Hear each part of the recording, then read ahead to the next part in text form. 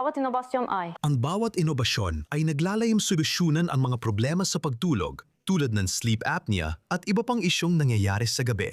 Para matukoy ang sleep disorder, madalas kailangang magpunta ang pasyente sa sleep center gaya ng nasa Ichilov Hospital sa Tel Aviv. Dito, sinusuri ang pagtulog ng live.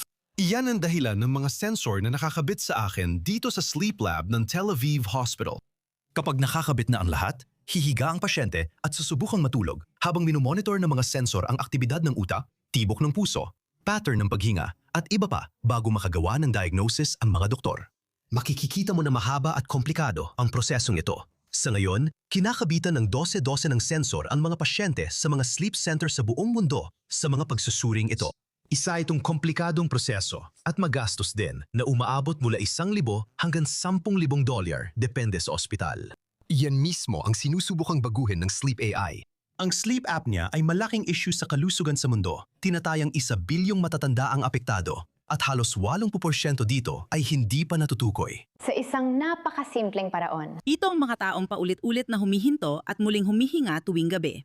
Minsan, tuluyan silang humihinto sa paghinga. Malakay ang pagbaba ng oxygen nila. Nagdudulot ito ng stress sa puso at kalaunan ay maaaring humantong sa sakit sa puso at mga daluyan ng dugo. Ang mga pagdaantala ay maaring tumagal ng 30 segundo at minsan ay mangyari ng 15 beses o higit pa sa iisang gabi na nadudulot ng seryosong panganib sa kalusugan. Layunin ng Sleep AI na gawing mas simple at mas madaling ma-access ang pagsusuri. Kami ay mga mananaliksik. Kami ay mananaliksik mula sa Technion at nakagawa ng AI system na sumusuri sa mga signal mula sa napakasimple at komportableng pulse oximeter. Ginagawang malinaw at magagamit ng mga resulta ng aming teknolohiya ang mga signal na iyon para magamit ng mga doktor sa pagdiagnose at paggamot ng pasyente. Nagsasagawa kami ng sleep diagnostics. Binubuo ang buong sleep architecture at nagbibigay ng cardiovascular risk indicators para mas matutukan ng mga doktor ang pasyente. Sinusubukan ngayon ang Sleep AI sa mga pasyente sa sleep center para mapatunayan ang pagiging maaasahan ng sistema. Sa ngayon, ipinakita ng teknolohiya ang 89% na accuracy sa lahat ng kaso ng sleep apnea at hanggang 79% na accuracy sa mga moderate hanggang severe na kaso. Direktang nakakabit ang Sleep AI app sa oximeter. Simulan mo lang ang recording, isara ang telepono at matulog. Yan lang ang kailangan mong isuot.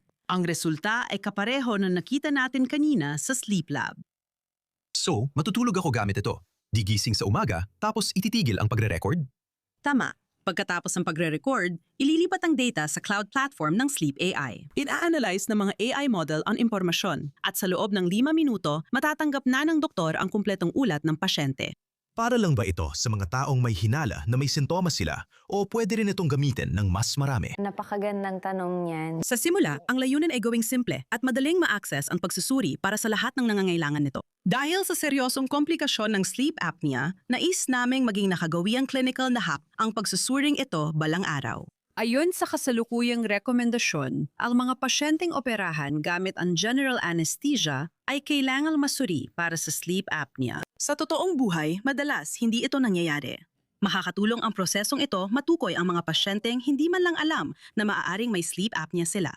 Talagang medical ito. Hindi tulad ng smartwatch ko na nagsusukat lang ng kalidad ng tulog. Tama, kaya hindi natin pinag-uusapan ang tungkol sa well-being. Hindi ito tungkol sa wellness. Ang wellness device pwedeng gamitin sa bahay ng walang doktor. Ang ibinibigay namin ay medical grade na mga resultang ginagamit katuwang ang doktor. Ang diagnosis at paggamot ay desisyon pa rin ng doktor na tinutulungan ng detalyadong ulat ng Sleep AI. Ang doktor pa rin ang magpapasya sa paggamot. Ang susunod na hakbang para sa Sleep AI ay ang pagkuha ng international na regulatory approval at gawing mas mura at accessible ang pagsusuri sa sleep apnea na balang araw ay maaari pang lubusang sagutin ng mga health insurance provider.